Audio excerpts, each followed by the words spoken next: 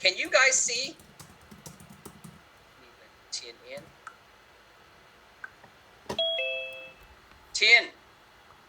Tien, check Aries when you get a chance.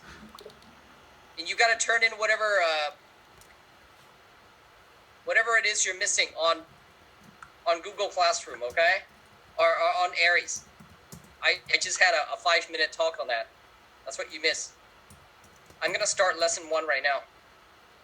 Okay. So, have I you guys know what this is, people? You guys know what this is? This thing? It's called a mole, okay? It's called a mole. Let me write the name down. It's called a mole. A mole is a rodent that digs. Look at the fingernails. Look at the nails. And it's a nuisance. It's a pest to farmers. And farmers hate these little rodents because they destroy the crops. Now, a mole, it's been around for hundreds of thousands of years. And it seems to be very successful. And it's adapted to the environment that it lives in. At night, it comes out and it looks for food.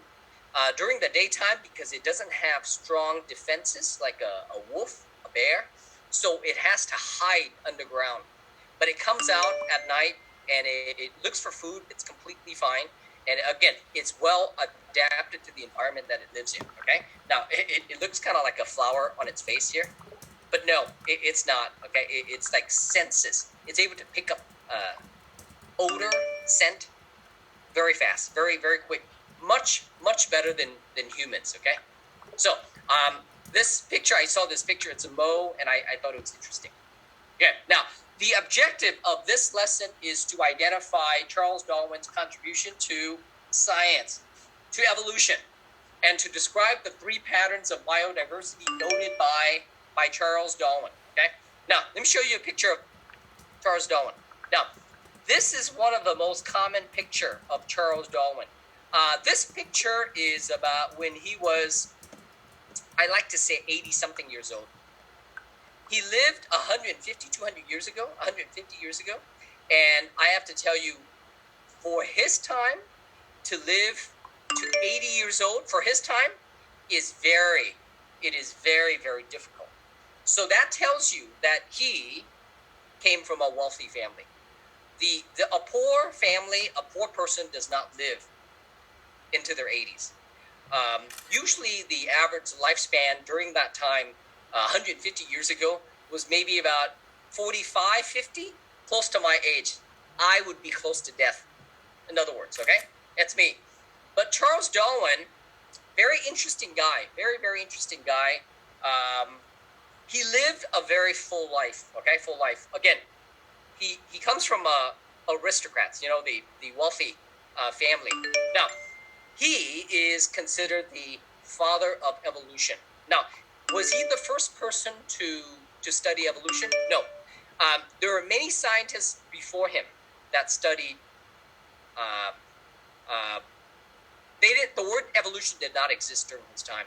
They studied topics related to evolution, topics that provided him with evidence to publish his work of evolution. Okay, that's so there's like dozens of scientists that are well known that I'm going to talk about, maybe about 6 of them, that he used information from these other scientists that were 50 years, 100 years before him, and then he used their knowledge, and then he collected more data, and then he created this new branch of science called evolution. Okay, but again, he is the father of evolution because his studies and his writing supports still, even to today, 100-something years later, even supports the idea of how animals evolved, how humans were created. Okay, so let me go back in time.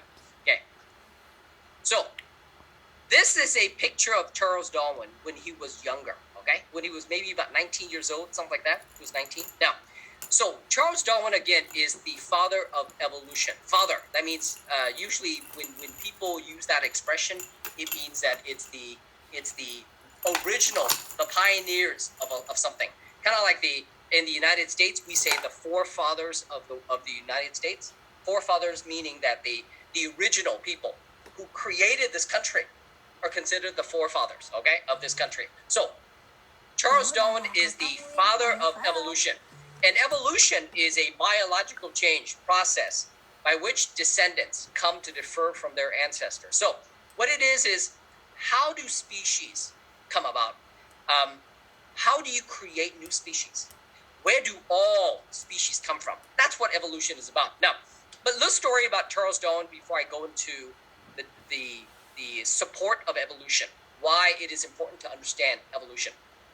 Okay, so I said that this is a picture of him, and he was about maybe 19 years old during that time. And Charles Darwin, he's British. He was born in England in 1809. So if you look at this, I mean, it's like 210 years ago, something like that, 210 years ago.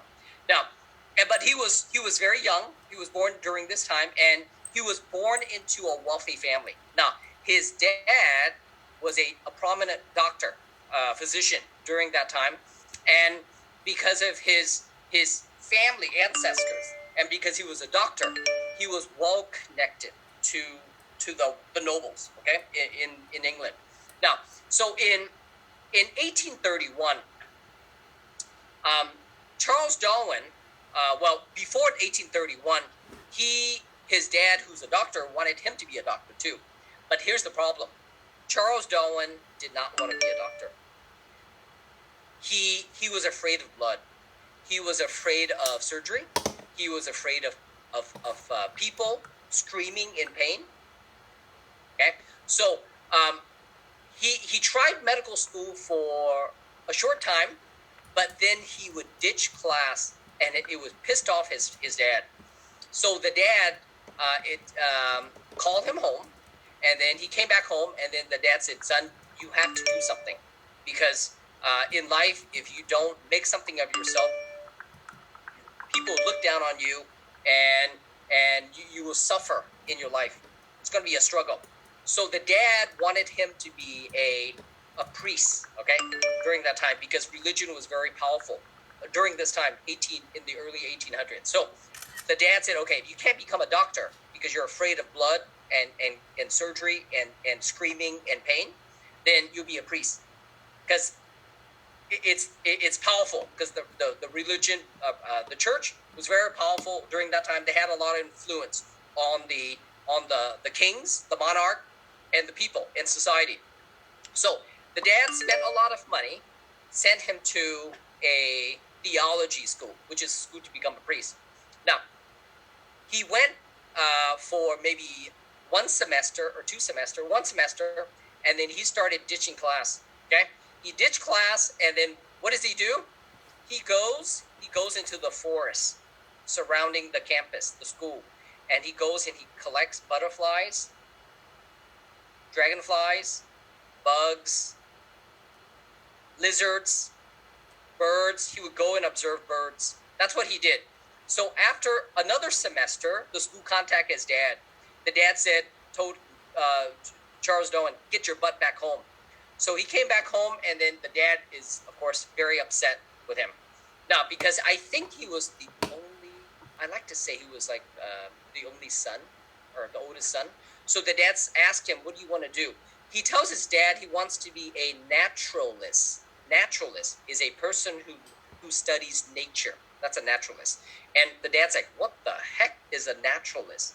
There's no such thing as a naturalist during this time. So he said, "Oh, I want to study the environment." The dad said, "You make no money from the environment. It's a non area of study where you can support a family." So the dad figured, because he was young, he was like maybe 19, 20 years old at this time. The dad figured, you know what? I don't want to piss off my son. I don't want to upset him because he's young. So I'm going to go along with him and kind of try to support him. But hopefully, as he grows up and he gets older, he will change his mind and maybe pursue medicine, or maybe become a priest again for that time. So then the dad allowed him to study nature, take classes on the environment, and then Darwin he wanted, after he was done with his studies, he asked his dad, I want to travel the world so I can study the environment. So the dad's like, how the heck are you going to study the environment if you go travel around the world? It costs money. You need to make money. So, of course, the dad wants to please his son. Now, he's born with a silver spoon. You know, the guys know what that means, right? Born with a silver spoon, meaning that he is born with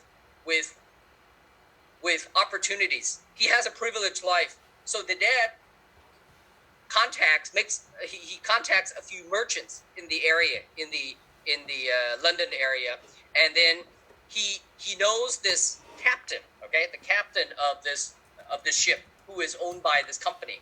Now the ship, the merchant ship, it's called HMS Beagle, and what it does is it sails to different countries, and it buys and sells food, merchandise. So it's a merchant ship. So if you study history, people, in England in the early 1800s, there's a caste system where there's a poor, kind of like serfs. Serfs in Russia, there were those slaves, and then you have the working people. They're all poor, and then you have the wealthy, right? So there's a socio-economic caste system during that time, during Darwin's time, and his family happens to be in the upper class, wealthy, well-connected. So the captain of these ships were also in the upper class versus the working class and the poor. Now, so the captain said, okay, I'll take your son because you're well-connected. You and I are in the same caste system. Plus, the captain is in a higher caste system compared to the people that are on the ship, the workers on the ship. So during dinner or during lunch, the captain does not sit and have dinner with the workers, the sailors on the ship. So the captain said, "All right, you know, I'll take your son." I'm sure, I don't know if this is true, but I'm told that the dad also gave some contribution. You know what I mean? Some contribution. So they accepted Darwin because nothing is free, right? Darwin, it's going to cost money because he needs a place to sleep, he needs a room, he needs food, things like that. So they have to pay for all that stuff. So the dad paid for his trip, and so plus the captain is upper class, and Darwin is also upper class. So the captain can have somebody to have dinner with, have kind of company, somebody to talk to, because during this time, if you are poor, you have to marry the poor. You eat with the poor. If you are a worker, you only sit and eat with the worker. You only socialize with the worker. If you are rich, nobles, you only interact with the nobles. So that's called a caste system, okay, socio-economic caste system. So the ship set sail 5 years. It started out in London, and it sailed almost the entire world, and it took 5 years. Now, during this time, Darwin, because he didn't have to work on the ship, he had a lot of free time. 5 years, and everything is paid for by his dad, of course, and the connections his dad